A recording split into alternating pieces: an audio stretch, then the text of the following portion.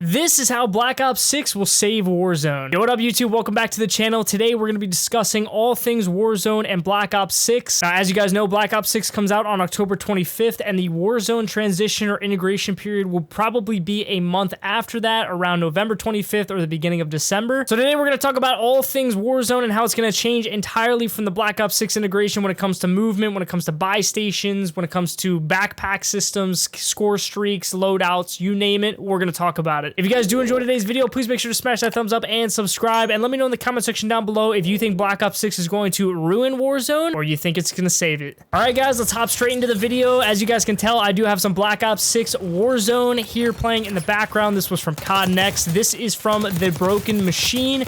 His video will be linked in the comment section down below. He has a full gameplay with no commentary. That's what I'm going to be playing in the background today, so you guys can get some visuals on what it's going to look like and everything like that. So just hopping in here straight away, man, the map that was showcased at COD Next was a map called Area 99. Now, this Area 99 map is based off of Nuketown, which is a map that you and I, we both know, we all love it. And it's one of those classic maps in the Call of Duty franchise, but they brought it back and they pretty much expanded it to, I believe it's the size of Rebirth. It might be a little bit bigger than Rebirth Island, but here's the map here. As we can see, it's being showcased. We have multiple landing points here. We have Test Site, we have Reactor, which is basically going to be like prison on Rebirth Island. So we definitely have some high areas of interest where people are going to be swarming. As you can see right here, he's landing in. There's a ton of other teams landing. It's definitely going to be interesting as the player base gets their hands on this map, where they're going to land and where they're going to go and where the most populated areas are going to be. But right away, we can see some changes from just the ground loot, as we saw right there as he opened up that supply crate there on the ground. We see an outline of different weapons. Now, this shows the weapons rarity. So you're going to be able to see what guns are common, what are blue rarity, gold rarity, whatever you want to call it. We're going to be able to see that right away, which is a nice little change. I do like that. See right there, we see the gold rarity or the orange rarity. So again, it just shows us and gives us a little bit of insight into just the type of weapon that we're being able to loot. And another thing we're going to notice is the backpack system. That's a huge change that was made and announced at COD Next, where we will no longer have the backpack system where we can just stock up on smokes, where we can stock up on score streaks, bunker busters, whatever you want to do, whatever the play was in Warzone 2 and the current integration of Warzone, it's not going to be possible anymore. You're not going to be able to hold 9 smokes. You're not going to be able to hold 4 self-reses.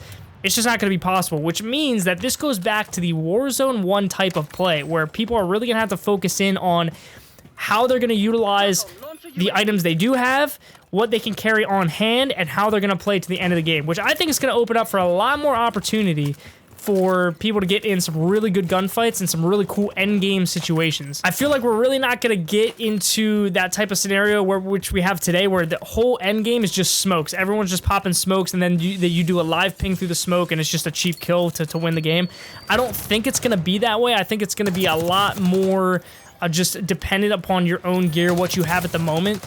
Now, the next thing I want to talk about, pivoting off of that point, is the movement. Now, as you can see here, the movement is being showcased. There were some streamers that really try to showcase the movement, kind of like how we have the movement today, where you're able to kind of slide cancel, break cameras, so on and so forth.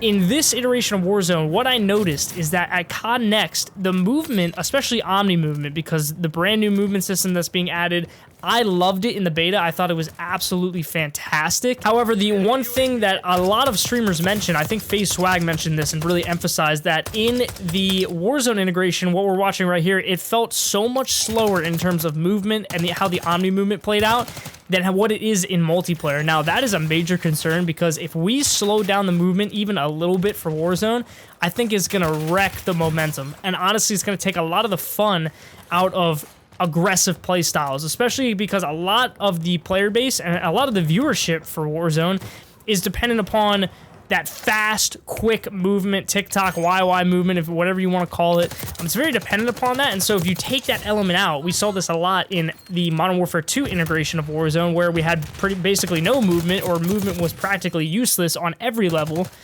We pretty much saw this new type of era where, like, people just didn't want to watch because it's not entertaining. And so I think it would be a great mistake for them to slow down the game in any way. I really do think they got to stick to their core of how Warzone is now, where you want to encourage that fast, aggressive playstyle, but you also need to give a little bit of alternative for the mid to long range gunfights, which I think they are accommodating that in some ways. I think snipers They're starting to fine-tune them a little bit. We're seeing some sniping gameplay here, where snipers are a one-shot kill up to a certain distance. I'm not sure exactly the stats on that in this Warzone integration.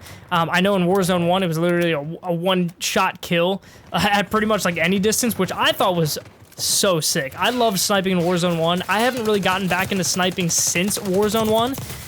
And again, that's just because I feel like sniping isn't as powerful as it used to be. And I think the more powerful sniping is, I think the more entertaining videos of sniping will be, and also sniping in Warzone. I also think it will greatly incentivize players to actually do more of a long distance build and run a sniper and maybe even an SMG and have more of a hybrid build where you can fight up close, but you also have that long distance ability to fight with a sniper.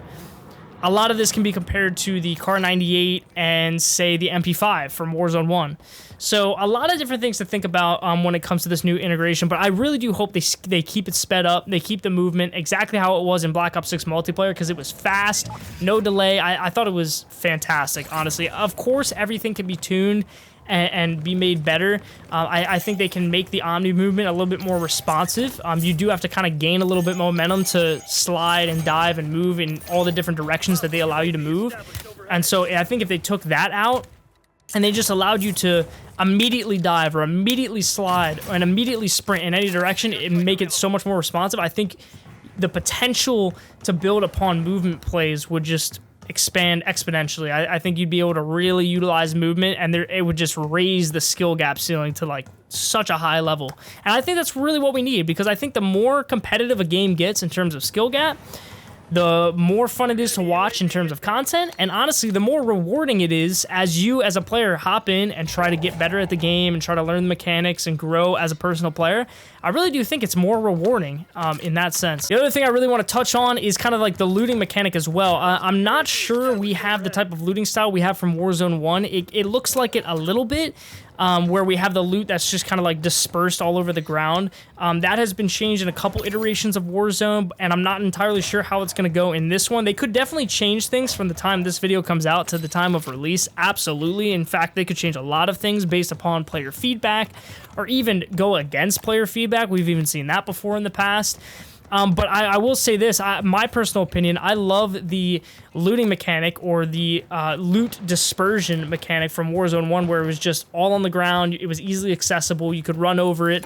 And I think taking the backpack component out of this iteration of Warzone is going to help with the fluidity of looting, because you're not going to have to stop, go through your backpack, filter through unwanted items, or anything like that. You're just going to be able to walk over and get your plates, get your ammo, call it a day. You don't have to filter through your inventory, which is why I think Warzone 1 felt so much faster than the current iteration of Warzone, because we didn't have that type of mechanic to go through, right? We didn't have the backpack to try to filter through and get what we want, right? It just takes more time and more elements out of the game, where we could just be quickly jumping in. We don't have to worry about inventory management in a way. Now, the other big thing a lot of people have been bringing to light about this new Warzone integration is the concentration or main focus on the Resurgence mode, or the small map. Now, this is a major concern, especially for big streamers that really focus on the Battle Royale component on big maps. So you see a lot of people in the competitive scene playing on Resurgence, kill races. The standard Battle Royale feel that we got in Warzone 1 from playing on Verdansk is really no longer here. Honestly, the main focus is Resurgence, which I think was a really good idea to start with, kind of go in the direction of Resurgence mode, because Rebirth Island was the main favorite.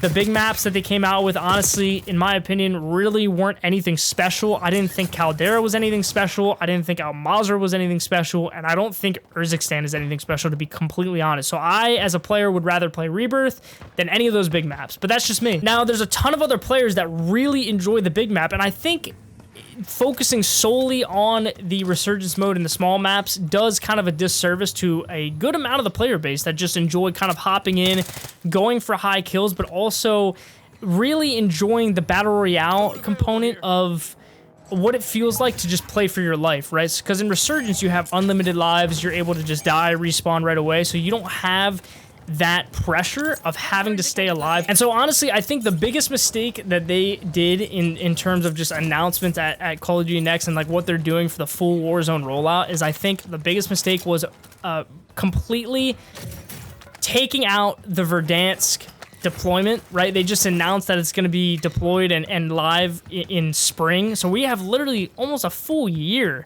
right, to wait for Verdansk to come back out. And in the meantime, we have this small map to kind of tide us over until then, which, like, it's okay. But I think what they should have done is they should have come out with Verdansk right away. That should have been the first map. And then kind of moving into the spring, then release this map, right? Because that gives, it shifts the focus onto the big map to give those players a little bit more concentration and just have a better experience. And then it also, right, you're not forgetting your small map players. So I think it would have made for a nice balance. Plus, I think Verdansk is going to bring back a lot of players. Honestly, I really do think that that will be the case just because it's so iconic.